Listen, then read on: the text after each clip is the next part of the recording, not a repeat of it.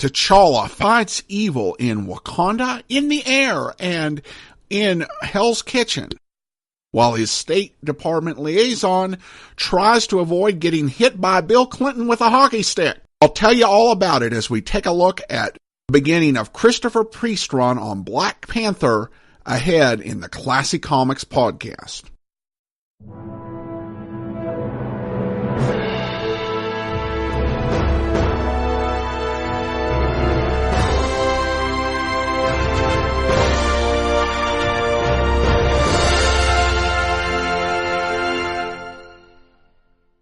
Welcome to the Classic Comics Podcast, where we search for the best comics in the universe. From Boise, Idaho, here is your host, Adam Graham. T'Challa, the Black Panther, was the first black superhero. He was introduced in the pages of Fantastic Four by Stan Lee and Jack Kirby back in 1966. He begins by kidnapping the Fantastic Four. Good heroic opening if I've ever heard of it. But it's only to test them to see if they would be able to help him with the problems he's going through in his nation of Wakanda. He later makes a big appearance with Captain America, which leads to him joining the Avengers and becoming a long-term character there, as he would appear repeatedly as a member of the team and as a guest star in other books. His own series would be a bit more challenging, though would definitely have some highlights. His first solo series wasn't in his own book, but in the series Jungle Action, and with the story Panther's Quest by Jack McGregor. The series saw him trying to stay alive against Eric Killmonger, a Wakandan expatriate who returned hoping to claim the throne and the power of Wakanda for its own. The story had striking art. It also had some very dark moments, as well as a certain reflectiveness. Many consider it Marvel's first graphic novel, this multiple-part story told over 2 years. After the cancellation of Jungle Action, Black Panther got his own series written by Jack Kirby, who also did the art. This was a lot more adventure, fun sci-fi than the Jungle Action. And he'd also get a mini-series, as well as a few more scripts by McGregor, who would create some sequels to his original story in the 70s. He continued to be a pretty low-profile character until the 1990s. And perhaps the best thing to happen to Black Panther was Marvel going bankrupt. This led to Marvel Knights, where Marvel outsourced comics for characters who were kind of low profile, including Daredevil, Punisher, the Inhumans. Yes, pushing the Inhumans has been going on that long, and Black Panther was among them. African-American humor writer Christopher Priest was brought on to write the series. His status as a comedy writer shows throughout. He made many changes and expansions to T'Challa's world and also redefined the character. Everett Ross, played by Martin Freeman in the upcoming movie, was created by Priest.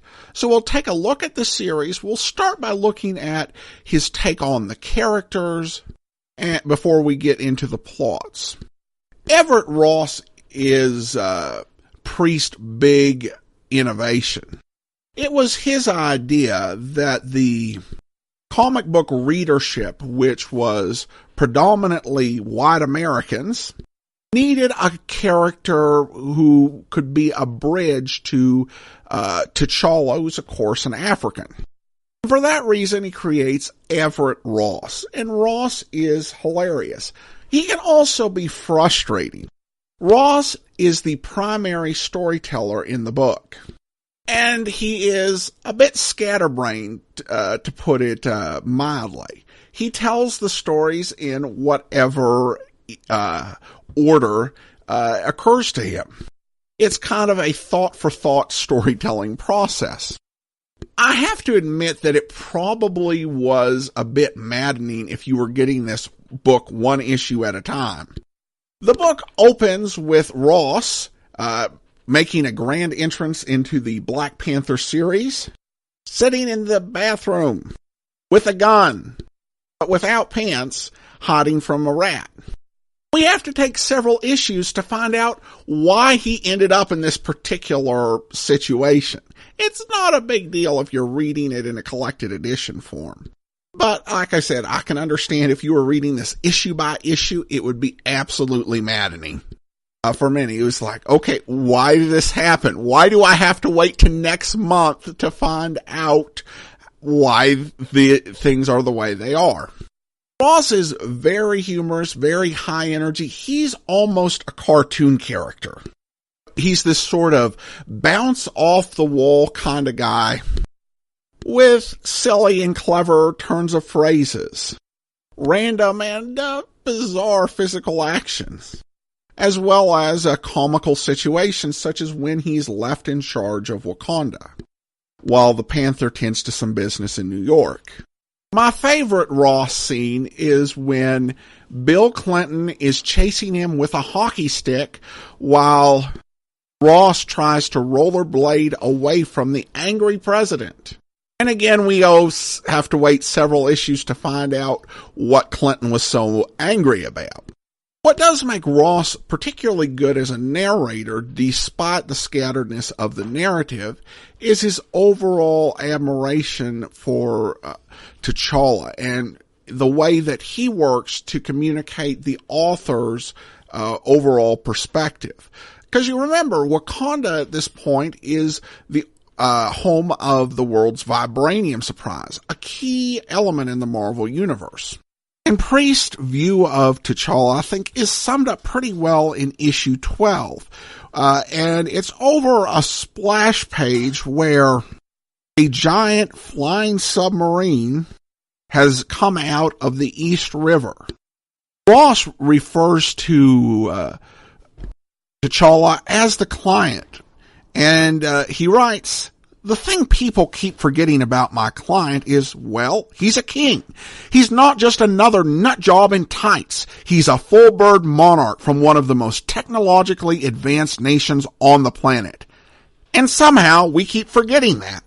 I mean, if there is a guy who is totally capable of hiding an amphibious craft the size of the Jupiter 2 in the East River, well, a guy other than Prince Namor, my client would be it. There were over 150 heavily armed Wakandan Special Forces Group soldiers on board. How long had they been there just waiting for the king's go call is anybody's guess. But the lump in my throat told me, for all we knew, the client could have parked 300 of these all over the country. The main difference between King T'Challa and Prince Namor is the attitude. Either of them could park an army in our backyard and it'd be all over before we knew what hit us. The King of New Jersey had declared war on the United States of America, but what nobody actually realized, he was totally capable of fighting it and maybe even winning it."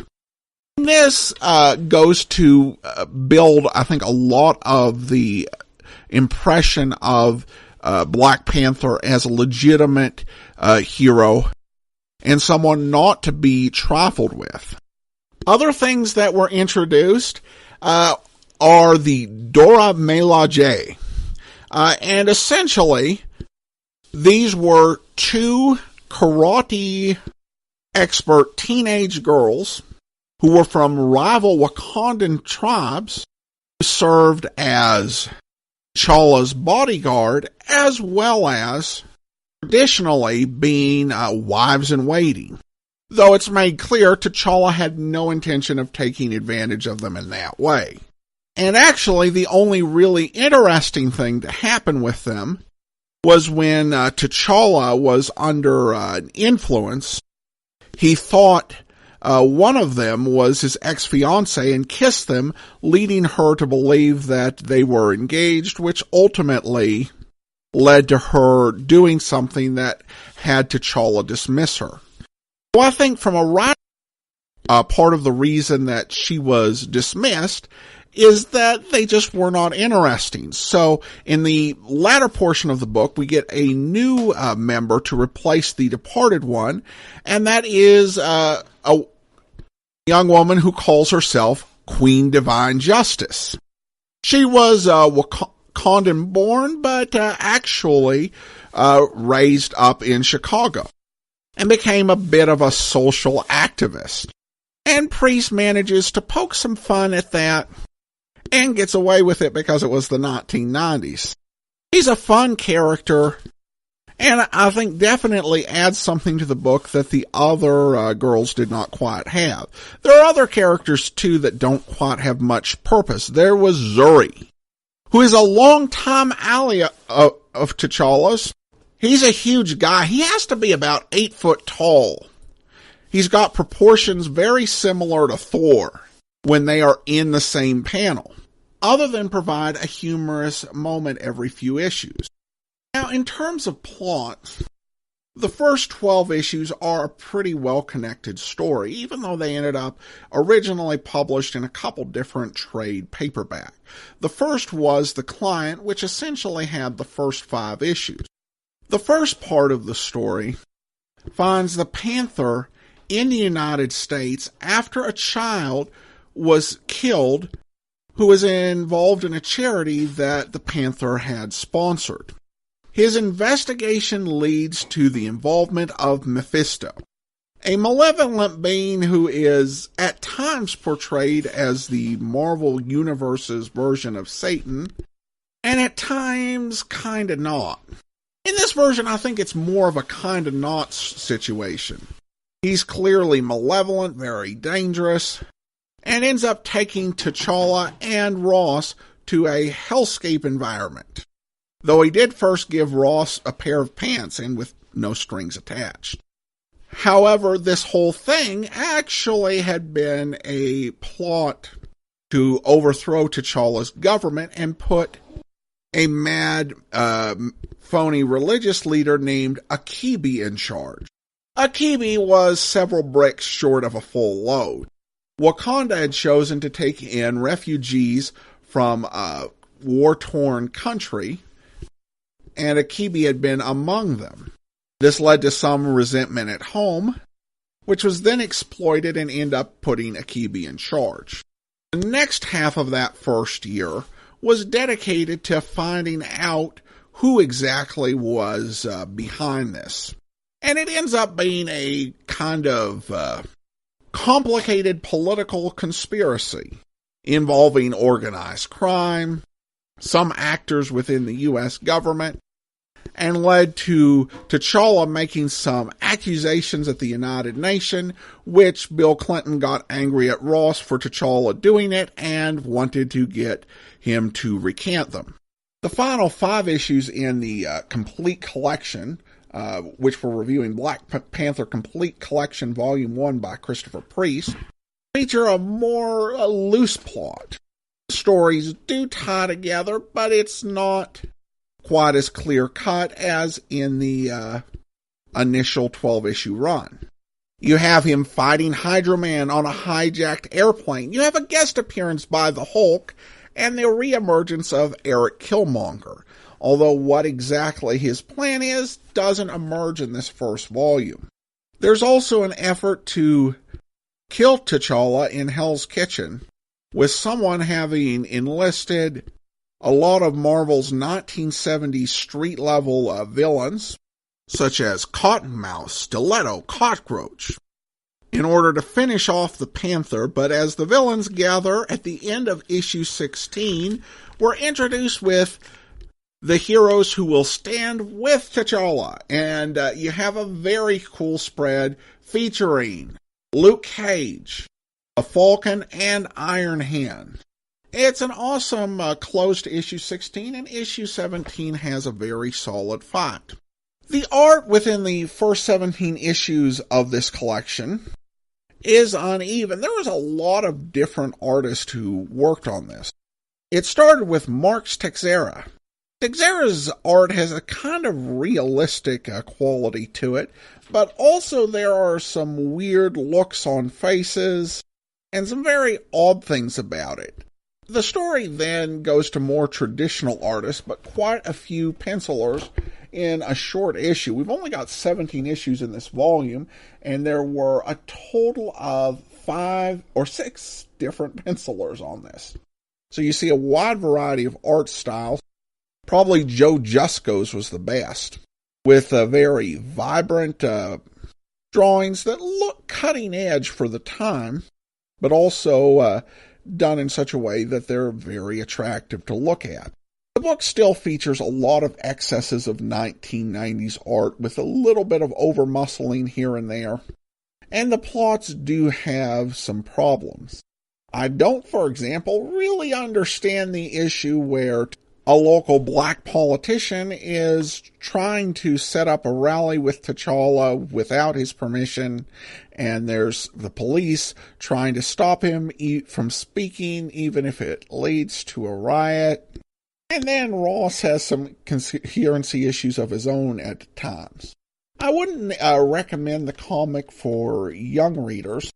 It mostly stays out of the gutter, but there are some issues that have a moment or two you might not want to show to your 8 or 9-year-old, though it swears gore and overall remains pretty enjoyable. So I would gladly rate Black Panther, The Complete Collection, Volume 1 by Christopher Priest, a classy comic, despite its few problems. Alright, that's it for now. If you have a comment, email it to me, classycomicsguy@gmail.com. From Boise, Idaho, this is your host, Adam Graham, signing off.